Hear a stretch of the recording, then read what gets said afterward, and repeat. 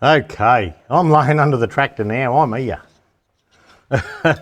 And this is your transmission filter, which we have to pull out. We're going to have to drain all the oil in that anyway, but we do have to pull this transmission filter out. And you lose about 3 litres. If you haven't drained the oil already, you lose around 3 litres of oil pulling that out.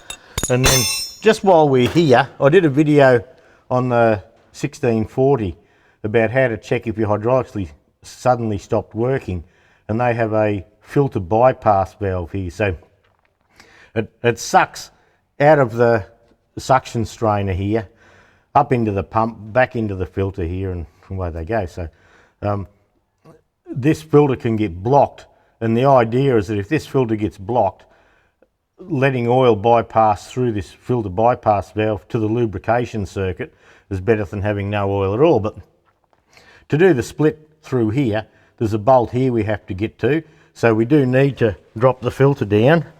So I'm laying under here doing that. So you'll need a 3/4 spanner.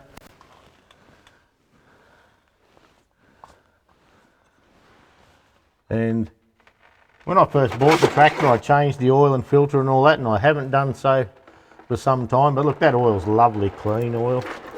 There's oh, there might be a little tinge of junk in there by the looks. This is where it'll catch anyway. So just be prepared to get oil up your arms and everywhere. That's all right. No big deal, really.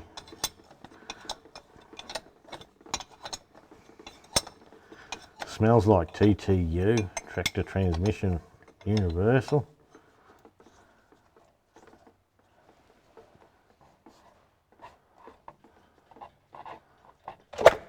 Okay, so that comes down in a hurry.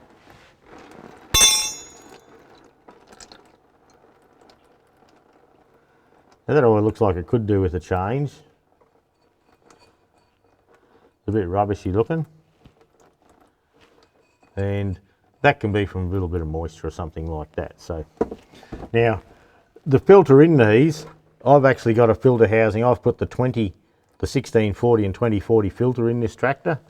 The filter's cheaper to buy, does the exact same job, and all you need to do is buy the washer here to go up the other filter. So look, there's quite a bit of junk in there. I wasn't expecting so much. So, but look, I've probably been doing my slashing with this tractor for quite some time now without changing the oil, but so it's probably just due for a change anyway. We can pop this. It has a seal that seals the cup, the filter cup there, so we can sort that out. And I'll come around this side now and I'll pull this filter bypass valve. And look, to do this job we don't need to do that. It's just, we're going to do that just to show you. It's just a point of interest really. So I'll come around the other side, over top of everything. And now it's an 1.25" spanner, fits that. I'll just find a piece of rag first. Okay, now we're round here with the filter bypass. I'll try not to kick anything. Now I've loosened this. Oh, well, I thought I loosened that earlier with my 1.25" spanner.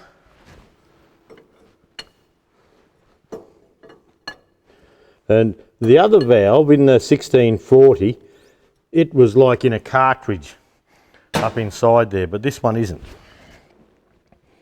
So this one has a wire on it too, and look, I haven't seen one with the wire hooked up properly for years.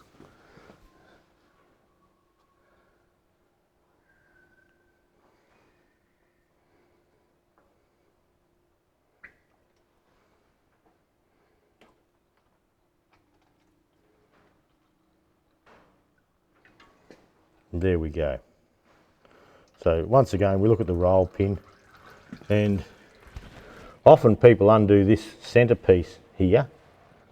They undo the middle piece and the guts comes out. So the other sort has a locator here, this one doesn't. You can see we're going to lose quite a bit of oil there for the moment, so I'm just going to pop that back in. You can see it stopped the supply straight away.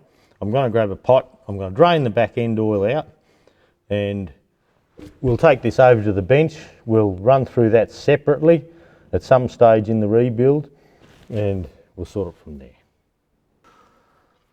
Okay, you can see I've drained the transmission oil here. Now straight in from the filter there's a drain bung that an 1 1/8 spanner fits. Now at the back here, just behind where the filter is, so you have your filter bypass, your filter, just behind there, that's where your suction screen is. Now I've loosened that off, and it's a 1/2 inch square. So the idea is to give it a smack with a hammer first, and that loosens up the aluminium washer, and then we can screw that out. This one's a little bit firm. The oil that came out of the tractor is a bit dirtier than I thought it was. It looked pretty good on the dipstick, but I was just thinking back, and I put new oil in it when I bought the tractor, but look, that's probably 6 or 7 years ago, and it stays in undercover, so it's probably due. I haven't kept the hours, the tacho doesn't work, and I haven't bothered about it. Just for my home use here, it hasn't been important to me. So, but we can pull this out, and this will tell us a bit of a story. When I first bought the tractor, I did clean this screen. So I made sure it was nice and clean. And it's had a couple of nights out in the weather, this tractor, but normally it's over in the shed.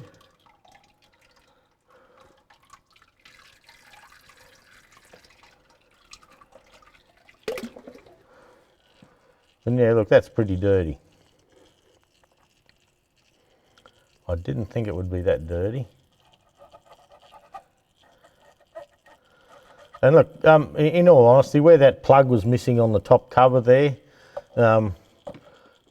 where oil can come out, dirt can go in, so it's probably been sucking a bit in there for some time that I haven't been aware of. Anyway, not to worry, that's what we're here for. Pulling all this bloody everything apart, making a big mess. Okay, we can now slide this bloke out and we won't lose any oil. We'll just do a separate video on that, popping that apart and what to look for. It's very similar to the other one, just same but different, if you know what I mean. Okay, so while that oil's draining, we'll start having a look at a couple of bolts around here, and yeah, just getting ready to do the split. Okay, I'm leaning over the tractor here. It's a little bit hard to get into it, but you'll need a 7/16 spanner, and you have a couple of brake pipes here. This one here, and the one that goes down the other side. So we need to undo them. They can be rusted onto the nuts sometimes, so that's not a good thing, but then these ones are coming off okay. They're not all that hard to remake if you need to.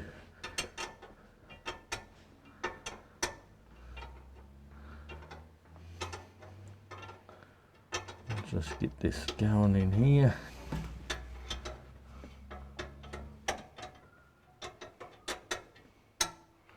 That's unhooked. Now there's another one that goes in under the filter housing there that we need to do.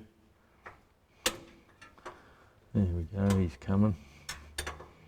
I may even do the brake master cylinder while we're here. They're not all that hard to do. While I've got it off, it's a good opportunity to have a look, I suppose, isn't it? So,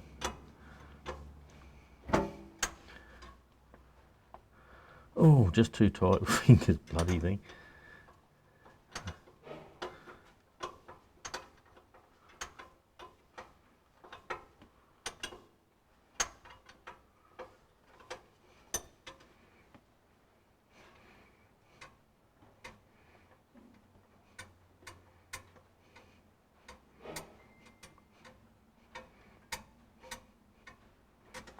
There we go. Brake line's undone.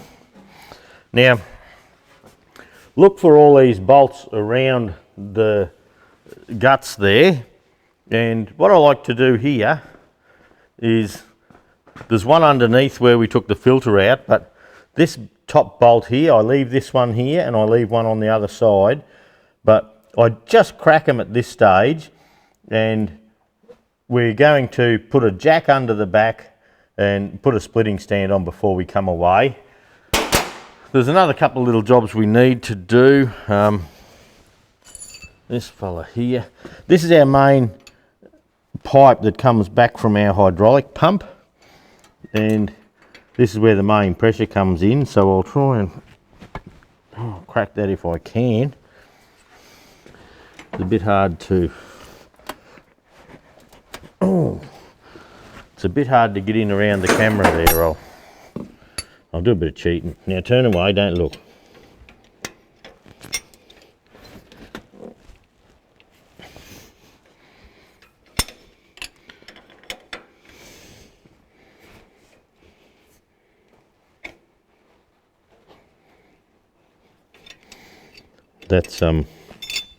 That's stuck on this pipe here, so we might give it a bit of a bump just to try and loosen it off a little bit.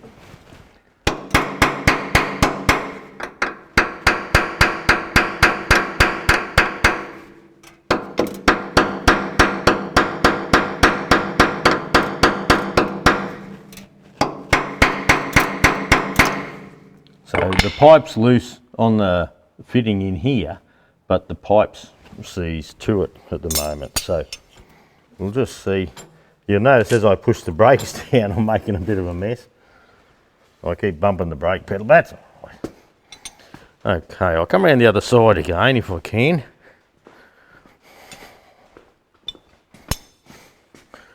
There's not much room.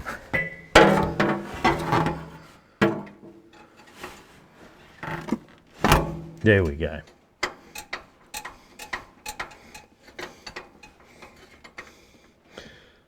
This brake pipe will just take him out of the way a little bit. This valve here gives you steering priority to all of the oil. Like everything's working well on this tractor, you know, the PDO high, low and everything, but anyway, we'll have a look at stuff when we get there.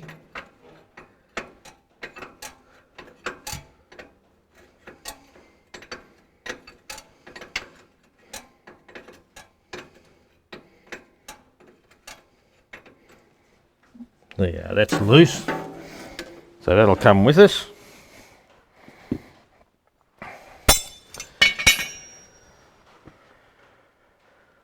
Okay, I'll go and put the jacks underneath and get all that ready, and then I'll come back and we'll just show you what I've done, just so you have a little bit of direction.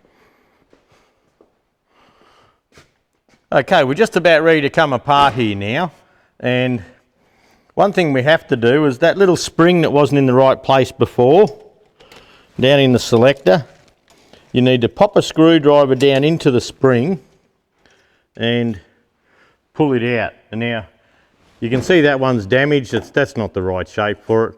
So someone split the tractor at some stage without undoing that. So it's probably been apart before. So we have to find a spanner now, and we can undo the bolts that we've left in. And you'll see it'll start to come apart at the bottom and make a mess. There's not much we can do about the mess on this job.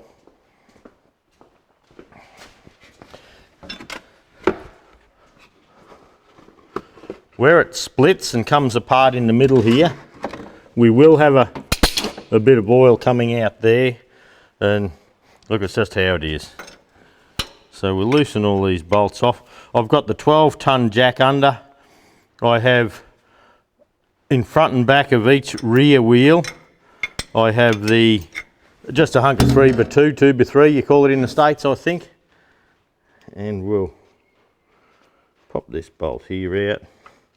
And you'll see I have the splitting stands under it as well. So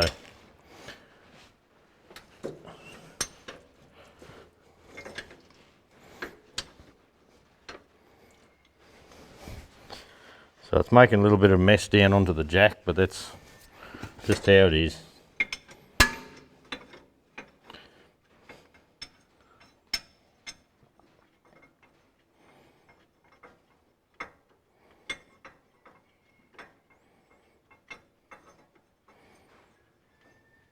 This is one of the easiest splits on tractors. You don't have to worry about all the pipes going to the engine and all that sort of thing. So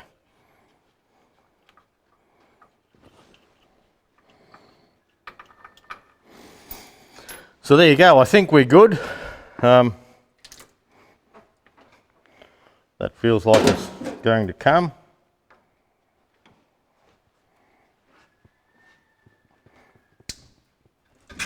There's a couple little dowels. I'm just using a screwdriver here to push it a little bit.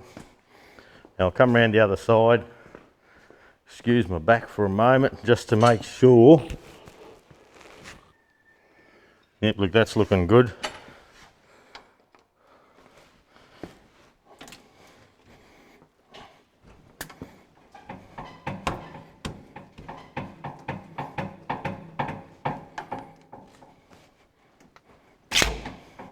Sometimes the pipes hold on a little bit. There we go. That's just lovely, tell your mum.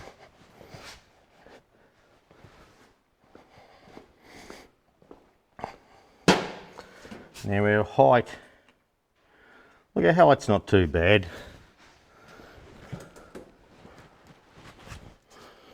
Hopefully, we can just wheel him away.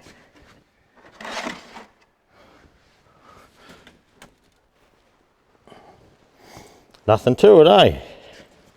We have a little bit of a mess here. I'll clean all that floor up shortly. Okay, so what we can see from here, we can see the PDO clutch. That's been working well, but we're going to pull it off and have a look. We can see here that the selector's been all welded up at some stage. That's a pretty wild job. And we have all the high, low and that in there, and we might just pull it off because we're here, eh? Okay, that's splitting the tractor. As we hop into the front and the separate sections, we'll deal with them separately, but as far as getting the tractor apart, that's it. Give it a go.